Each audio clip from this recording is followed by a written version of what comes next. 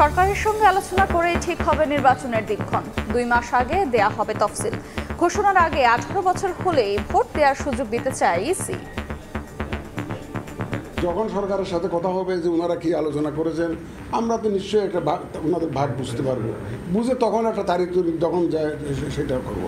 শিডিউলটা ঘোষণা করা হয় নর্মালি ভোটের 2 মাস আগে। ভোটার রেজিস্ট্রেশন আইনে কিছুটা পরিবর্তনের কথা চিন্তা করছি, two include the younger generation, যা ওই সময়ে যারা 18 বছর হয়ে যাবে। কারো নির্দেশনায়, কারো পরিচালনায় আমরা কাজ করব না। নির্বাচন যখনই হোক ইসিকে সহায়তায় প্রস্তুত আইন শৃঙ্খলা বাহিনী। নির্বাচনের ডেটটা তো ফিক্স করবে নির্বাচন কমিশন। ওনারা যেই সময় ফিক্স করবে, আমরা মনে হয় আমাদের আইন শৃঙ্খলা বাহিনী ওই সময় তারা প্রস্তুত।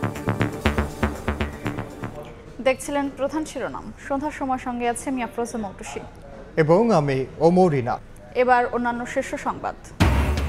যুক্তরাজ্যে শেখ হাসিনা ঘনিষ্ঠদের সম্পদ জব্দে পাচারের অভিযোগের যথার্থতা প্রমাণিত বললেন গভর্নর।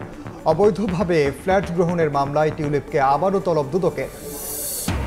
আবু সাইদ হত্যা মামলার প্রতিবেদন দাখিলের সময় বাড়ল 1 মাস। জুলাই আগস্টে মানবতা বিরোধী অপরাধের অন্য 2 মামলা তদন্তে 2 মাস সময় দিলেন ট্রাইব্যুনাল।